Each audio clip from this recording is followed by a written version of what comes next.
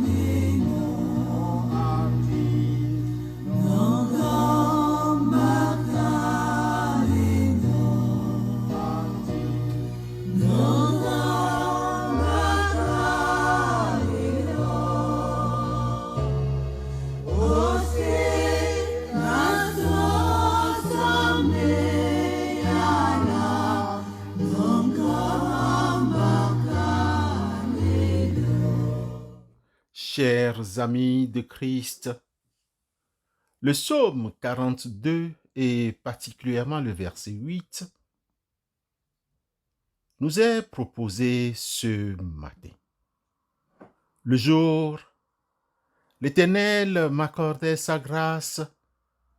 La nuit, je chantais ses louanges.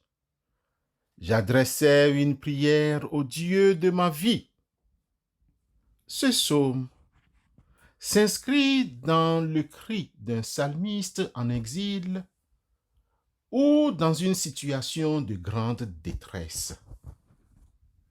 Le psalmiste ressent une exclusion du temple et de la présence manifeste de Dieu face à des ennemis qui le raillent en lui demandant « Où est ton Dieu ?»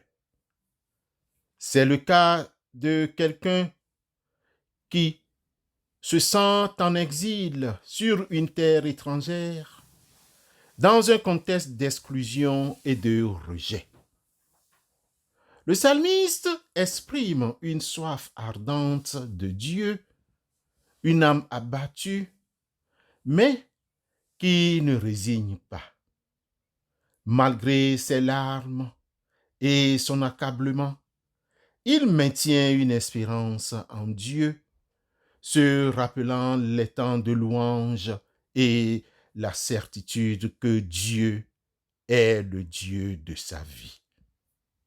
Ce psaume, chers amis de Dieu, offre un enseignement profond sur le sentiment de tristesse et d'accablement, une expérience humaine commune. Face à la perte d'un emploi, face à une rupture amoureuse, face à la maladie, face à l'exil forcé, face au deuil, face à la perte d'une âme qu'on aime, face à la famine, devant la violence de ceux qui doivent nous protéger, l'âme peut se sentir brisée et l'esprit abattu. Frères et sœurs dans la foi en Christ, le psaume 42 nous apprend que ces émotions sont valides et peuvent être exprimées à Dieu. Loin d'être un signe de faiblesse, ces émotions sont une invitation à une dépendance plus profonde envers le Créateur et à une lutte pour l'amélioration de la situation de détresse en comptant sur lui et en travaillant. Le psalmiste ne nie pas sa douleur, mais il y oppose une confession de foi résolue. Il se rappelle la fidélité passée de Dieu, Le jour, l'Éternel m'accordait sa grâce. Il projette son espérance sur l'avenir. La nuit, son cantique sera avec moi, une prière au Dieu de ma vie. Frères et sœurs dans la foi en Christ, cela nous enseigne que même dans l'obscurité la plus profonde, la louange et la prière peuvent jaillir. La tristesse n'est pas une fin en soi, mais un chemin vers une consolation divine et une force renouvelée. Dieu est proche de ceux qui ont le cœur brisé et il offre un refuge, puis une espérance inébranlable. C'est en nous confiant à lui, même lorsque nous ne comprenons pas, que nous trouvons le chemin de la paix. L'Éternel est près de ceux qui ont le cœur brisé et il sauve ceux qui ont l'esprit dans l'abattement. Psaume 34, verset 18. Amen.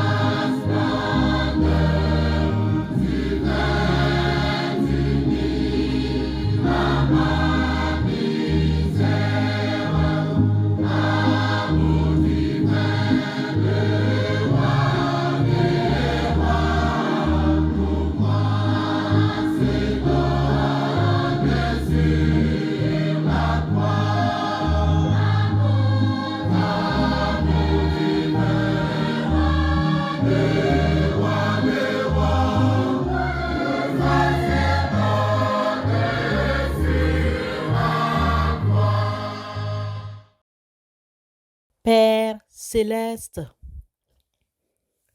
nous nous inclinons devant toi, le cœur à la fois lourd de nos épreuves et débordant d'une gratitude que nous ne saisissons pas toujours pleinement. Certains d'entre tes enfants ont perdu leur emploi dans le silence et l'incertitude qui ont suivi.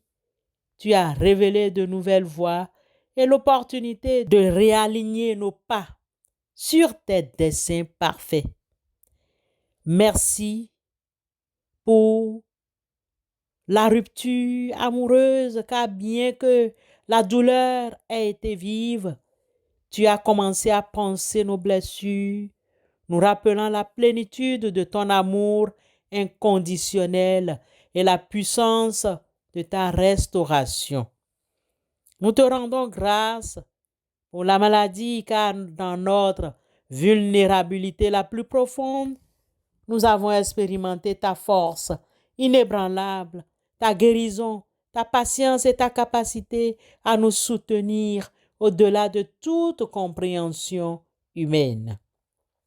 Merci pour les exilés politiques, économiques et de toute nature, car en étant arrachés à leur famille, tu nous as montré que tu es notre véritable ancre, notre refuge partout où nos pas nous mènent et que tu tisses de nouvelles communautés de soutien. Nous te remercions, même au milieu des larmes, pour ceux qui ont perdu une âme, que nous aimons tendrement. Dans ce deuil qui déchire, ta promesse de résurrection et la certitude de ta présence constante sont notre seul réconfort et notre espérance lumineuse. Merci pour la famine, car elle nous rappelle notre dépendance absolue envers ta provision divine, nous incitant à la compassion et au partage. Et oui, même face à la violence des forces de l'ordre, censées de protéger la population. Nous te remercions car tu restes notre juste juge et notre défenseur, nous rappelant que la justice ultime vient de toi seul. Dans toutes ces détresses, Seigneur, tu as été notre roc, notre consolation et notre guide. Tu as transformé nos lamentations en louanges, nos épreuves en témoignages de ta fidélité. Merci pour ton amour insondable, ta sagesse parfaite et ta grâce qui nous renouvelle chaque jour. À toi soit tout honneur et toute gloire. Amen.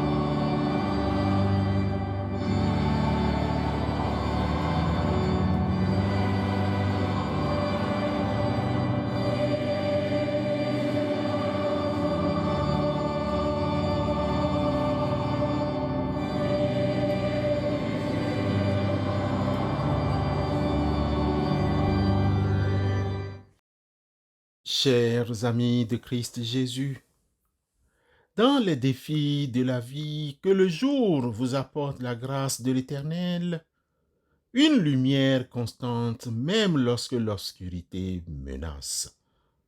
Et quand la nuit s'installe, un chant de louange résonne en vous, une prière sincère s'élève vers le Dieu de notre vie. Trouvez force et consolation en lui, aujourd'hui et toujours. Amen.